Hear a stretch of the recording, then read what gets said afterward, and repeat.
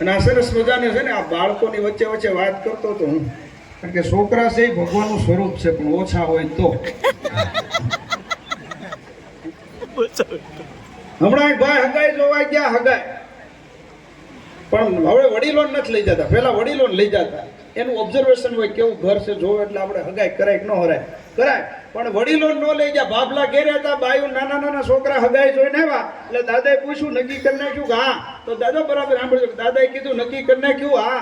અમને નહોતા લઈ ગયા, કારણ નિરીક્ષણ કર્યું તો દાદાએ એમને કાંઈ બહુ ન ખબર પડે, પણ નક્કી થઈ ગયું. નક્કી થઈ ગયું? હા. માણસો કેવા? તો ઓલા જોઈને આવ્યા હતી કે આપણી જેવા. તો દાદા કે તોય કર્યું?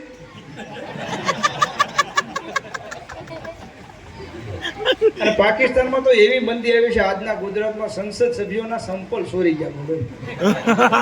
વિચાર કરો, આજના ગુજરાતમાં વાસીને આગળ ભારે કરી હવે ત્યાંથી સંપલ ચોરાય છે. બોલો, આપણે મંદિરમાં સાધુ સંતો બૂટ ચપ્પલ ચોરથી સાવધાન લેવું લખતા, પણ હમણાં બધા વીડિયા કે કોમેન્ટો બહુ થાય માફી મગાવે એને સૂત્ર ફેરવી દે. મંદિરમાં એવું લખવા માંડ્યા, બૂટ ચપ્પલ લેવાનો આગ્રહ દુકાને જ રાખો. ફેરવી નાખ્યું. અને સેનેટાઈઝર આવ્યો તો સરસ મજાના, કેવા સરસ મજાની બોટલમાં હોય. તમારા ગામમાં મંદિરમાં બે જણા બોટલ મૂકી, ડોસ્યું એમ કે સરનામત છે, નવું વર્ઝન એવું લાગે. આમાં પિચકારી મારી મોઢામાં નાખી અને પગથિયે થૂકે ગળપા કરે. મેં કીધું એક જણ બેહો અને કા વાઈટ કીમાં રાખો અને આખા ગામની ડોર ઉપાડી લે. દાન કરવું તો જોઈ જોઈને કરવું પડે, જોઈ. અને બેનો તમે માસ્ક તો કોરોનામાં પહેર્યા જ નહોતા. માસ્ક પહેર્યા નહોતા, કારણ કે માસ્ક પહેર્યા ને જાણે બરોબર ગાડી લઈ જાય કોરોનામાં શાક લેવા, તો આ પોલીસ ઓફિસરો હોય વિસલમાં રહે બેન ઉભા રહો, માસ્ક ન પહેર્યું, એક્ટિવ બ્રેક મારી લાજ કાઢી જાય. એટલે આ બેન કે બેન આ કોરોના છે, તમારે હારો ને છે ઉપાડ લે. એ કે આ દેશી માસ્ક કહેવાય, સિંગલ વિઝન વિન્ડો, અંદરથી બહાર દેખાય, બહારથી હું અંદર ન દેખાય. પણ આમ ઉપાડી લે હે. માસ્ક છે ખરેખર પહેરવું જોઈએ. એક ભાઈ હમણાં કોરોના વખતે 2 વર્ષ પહેલા માસ્ક પહેરીને ઓફિસે ગયો, હાજે ઘેર આવીને એની ઘરવાળીને કે આ તે માસ્ક બરાબર જોયું નહોતું, આજ ઓફિસમાં આખો દી વાસ મારતું હતું. એની ઘરવાળી કે તમારે ઉતાવળથી જોવું જોઈએ ને, માસ્ક તો નળે ટીંગાતું હતું, તમે છોકરાને ડાયપર મારીને લઈ આનું કરો. મારા હારાની ઘેરે હું ગયો હમણાં, બોલો મારા હારાની ઘેરે ના મહિના પહેલા બરોબર. અને એ ભાઈ ત્રિલોક ઉતરો ને તો તેથી તો બરોબર મેથીના થેપલા બનાવ્યા દયા. બીજે દી સવારમાં મેથીના ખાખરા બનાવ્યા, બપોરે મેથીનું લીલી મેથીની ભાજી બનાવી, અને સાંજે પાછું કંઈક લીલી મેથીનું કંઈક લસણવાળું બનાવ્યું. ચોથે દી મને કે જમાય આજ શું કરું? મેં હા ઉભા, તમારી વાડી ક્યાં છે, મેથીનું ખેતર ક્યાં છે? કાંઈ બનાવું નથી, હું અહીંયા સરી આવું. આ 4 દી થાય મેથી ખવડાવો છો, કાંઈ કરવી નથી બોલો. પણ સરસ મજાનું કેવું ભાઈ, તમને કહું સરકારે યોજના મેટ્રો બનાવી, સરસ મજાની આ તમને કહું બનાવી બુલેટ ટ્રેનમાં બોલો તમને 2 લાખ કરોડ કેટલા જાપાન પાંચ લઈએ મોદી આપ્યું. હું ભગવદ્ ગીતા. પછી જેના છોકરાઓ 5 વર્ષ કરે ખોલશે, લોન નહીં ભરાય, તેમાં લખ્યું છે ક્યાં સાથ મેં લેકે આए थे ક્યાં લેકે જાएंगे.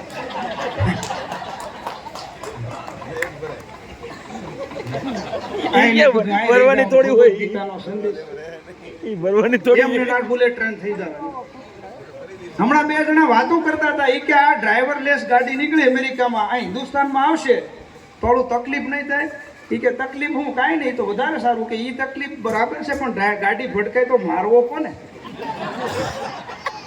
આપણે બેઠા બેઠા આવું ઓબ્ઝર્વેશન કરે મારો તો ને હા મારવો કોને વિચાર પણ બહુ સરસ મજાની વાતો તમને કોઈ દ્રષ્ટિકોણ ત્યાંથી હાસ્ય મળે. હા મારી ઘરવાળી વાત કરતો તો હમણાં 14 તારીખે હું નાગપુર કાર્યક્રમ કરીને આવતો હતો એટલે હું પછી બોમ્બે થઈને ત્યાં મેં કીધું આપણે મેટ્રોમાં બેસી. હા મેટ્રોની ટ્રેન એટલે ટ્રેન તમને કોઈ 60 ફૂટ અંદર લઈ જાય એમ લાગે દિવાળી છે બોલો જમીનમાં પહેલી વાર બેઠો ટીકડી આપ્યા હોય ટોકન આપે ઉતરો ઢોલપાત તમે દઈજો. ત્યાંથી મેં કીધું આપણે બેસી વંદે ગુજરાતમાં ભલે 1900 રૂપિયા થાય પણ એ વંદે ગુજરાત ટ્રેન ભાઈ બનાવી છે બાપુ એમાં હું બેઠો અને ભાઈ એ તો ભાઈ મેં કીધું અમે ઓબ્ઝર્વેશન કર્યું આ પ્લેન ને આટી મારેલી એમાં પછી ટીસી ઓલું લેપટોપ જેવું કંઈક હાથમાં ટેબ્લેટ શું કહેવાય મને કે કાંઈ સજેશન છે મેં કીધું હા એક સજેશન છે હું મેં કીધું ટોયલેટમાં જે ઓલો મગ ચેનથી બાંધ્યો છે ને હાકલ ટૂંકી પડે. મને મારી હમું જોઈને કે તું ક્યાંનો મેં કીધું અમરેલીનો કે હું કુંડલાનો કાઠિયાવાડી કોઠા ઉજવાળા હોય મને કે આવા સજેશન ન દેવાય. મેં કીધું પણ આ તમે કીધું એટલે સુધારો કંઈક થાય ટ્રેનમાં તો સારું. મને કે એ મગ છે એ ટૂંકી ચેન પડે છે જ્યાં મેં કીધું પુગાડવી ને નથી. મને કે હા બેન હું કહું તને હું કુંડલાનો છું.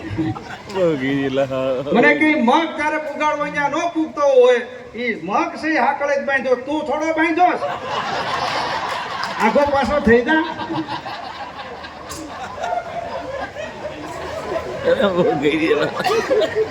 દ્રષ્ટિ કરો ક્યાંથી આવી છે પણ આ કાઠિયાવાડી છે કોઠા ઉજવાય એની વાત જવા જો.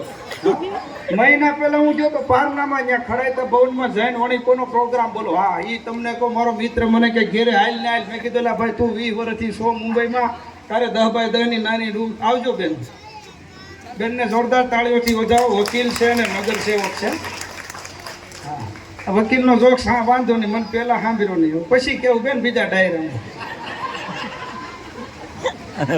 એટલે મુંબઈમાં પ્રોગ્રામ હોય ને તમને કહું મુંબઈમાં બહુ રહેવાની મજા આવે કમાણી છે પણ ઘણી વાર હકડાશ બહુ મોંઘું બહુ.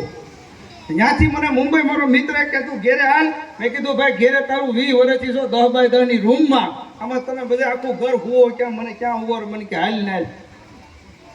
મેં કીધું તારે ગેસની સગવડ નથી. મને કે તું 2 કલાક આરામ કર સવારમાં વહેલી ટ્રેનમાં તને લોકલમાં બેહાડી દે. મુંબઈમાં ગયા છે ને તમને ખબર જ બધાને લોકલ ટ્રેન કેવી.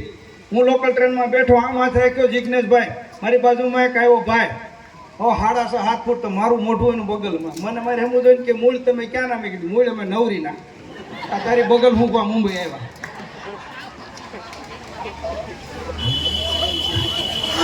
એટલે દ્રષ્ટિ કરો ત્યાંથી આ છે એક છેલ્લી બે વાત છે નૈનાબેન ને આપણે પણ સાંભળવા છે કારણ કે મારા વારામાં કઈ પૈસા આવે નહીં અને આપણો કામ આનું છે સુતાનું પણ હા આના વગર તો કઈ નક્કી નથી. એટલે પણ એ મુંબઈમાં ભાઈ હું એની ઘેરે ગયો મને કે હાલ ના હાલ. મેં કે આમાં મને ક્યાં ઉભા રહે. એક જ નાનો પલંગ હતો છોકરા એ નીચે હોતા હતા પ્રાઇમસ ને અને ગેસ કામ પતે એટલે સુલાઈટ નાખી દે કારણ કે હંકડાશ બહુ હું હોય છે. મને કે શાંતિ રાખ. એને ચાદર પાથરી 2 છોકરાને એમાં વારાફરતી 2 ચાદરમાં મૂક્યા. સારે શેડાને ગાંઠ મારી છોકરા ખીજે ટીંગેડે મને કે નીચે હુઈ જા. આ મુંબઈમાં. અને પછી ભાઈ મને ઘડીક છું ને ઊંઘ આવી ગઈ અને મેં કીધું શરીર જકડાઈ ગયું ગમ્યું. એસીમાં આપણે બેઠા હતા પ્રોગ્રામમાં તો કોઈ વાતે મારું પડખું ન પડે અને હું આમથી આમ જોઉં ને મેં આખી ઉગાડીને જોયું કે હું ખીજે ટીંગાતો આખું ઘર હેઠે હતું.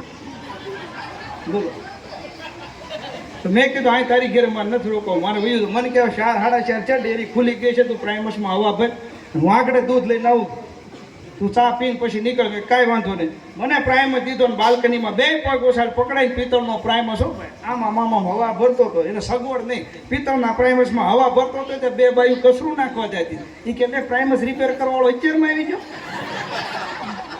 અજાણો ભાઈ. મેં કીધું હવે મારે વયું જવું છે અને હાલતા જ મને કાલ કાંઈ નહીં ચા ન પીધું રેલવે સ્ટેશન મૂકવા આવ્યો અહીંયા વડાપાઉં અને હું મૂકે તો વડાપાઉંમાં કેરિયર બનાવી મુંબઈમાં 20 રૂપિયાને 2 વડાપાઉં ધરાય અને ભાઈ મને કે વડાપાઉં ખાતો હતા 2 વડાપાઉં ખવડાવતો હતો એમાં બરાબર વડાપાઉં આપતો નહીં ચટણી આપી અને ચટણી આપીને મને કે તમને કઈ ચટણી આપું ટમેટાની કે આંબલીની? હું મૂંગો મરું ખાઈ લો તો વાંધો નહીં જિજ્ઞેશભાઈ. મેં પૂછ્યું આમાં બેમાં ફેર હું તો મને કે અઠવાડિયાનો. પછી મેં કહ્યું વડાપાઉં એને જ ખાવા હું ઘેરે જઈને ખાઈ લે. એટલે ઘણી ઘણી વાતો છે દ્રષ્ટિ કરો ત્યાંથી આવી સરસ મજાનું વાતું મળી જાય પણ આ આખી ટીમ